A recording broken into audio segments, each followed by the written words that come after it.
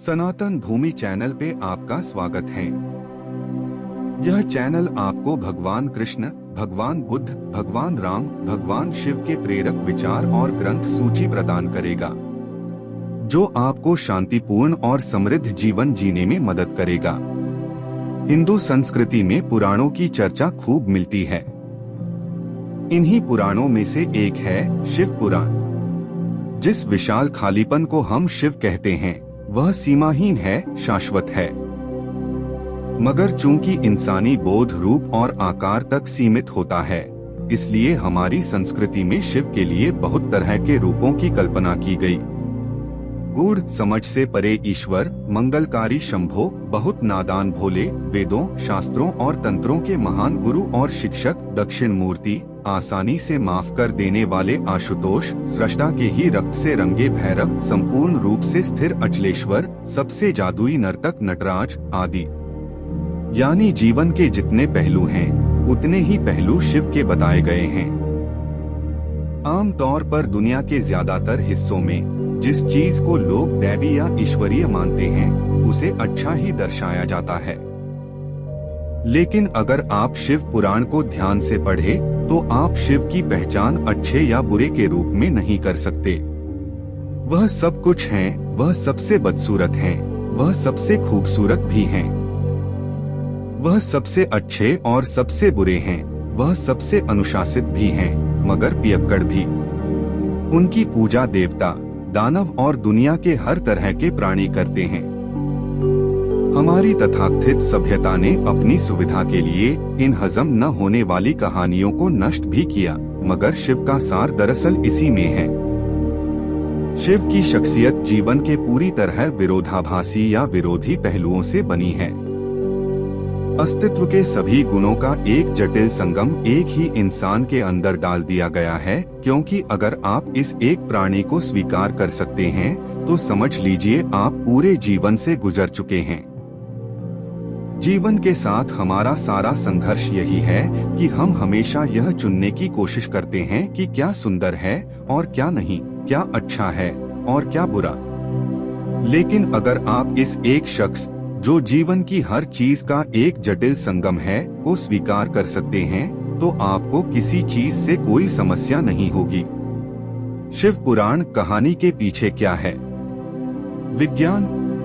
अगर आप शिव पुराण की कहानियों पर ध्यान दें, तो आप देखेंगे कि इनमें सापेक्षता के सिद्धांत, क्वांटम मैकेनिक्स के सिद्धांत, पूरी आधुनिक भौतिकी को बहुत खूबसूरती से कहानियों के जरिए अभिव्यक्त किया गया है। यह एक तार्किक संस्कृति है। इसमें विज्ञान को कहानियों के जरिए व्यक्त किया गया था। हर चीज को साकार रूप दिया गया था। मगर बाद में जाकर लोगों ने विज्ञान को छोड़ दिया और बस कहानियों को ढोते रहे। उन कहानियों को पीढ़ी दर पीढ़ी इस तरह बढ़ा चढ़ाकर पेश किया जाता रहा कि वे पूरी तरह मूर्खतापूर्ण लगने लगी। अगर आप उन कहानियों में फिर से विज्ञान को ले आएं, तो यह विज्ञान को अभिव्यक्त करने का एक खूबसूरत तरीका है।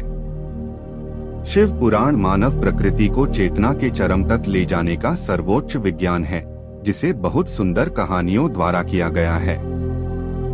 योग को एक विज्ञान के रूप में व्यक्त किया गया है, जिसमें कहानियां नहीं हैं, लेकिन अगर आप गहन अर्थों में उस पर ध्यान दें, तो योग और शिव पुराण को अलग नहीं किया जा सकता। एक उनके लिए है जो कहानियां पसंद करते हैं, तो दूसरा उनके लिए है जो हर चीज को विज्ञान की नजर से देखना चाहते हैं, मगर दोनों के लिए मूलभूत तत्व एक ही हैं। आजकल वैज्ञानिक आधुनिक शिक्षा की प्रकृति पर बहुत शोध कर रहे हैं।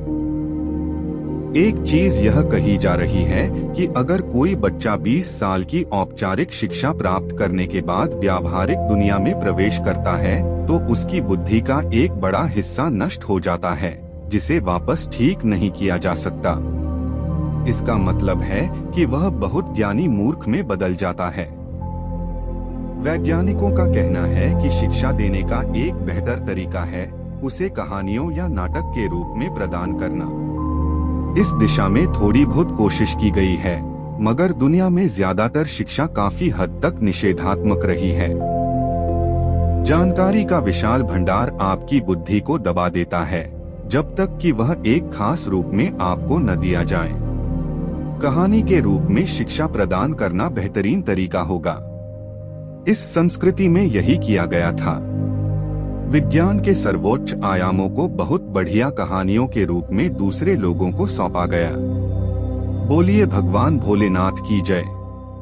आप सभी का सनातन भूमि पे स्वागत है।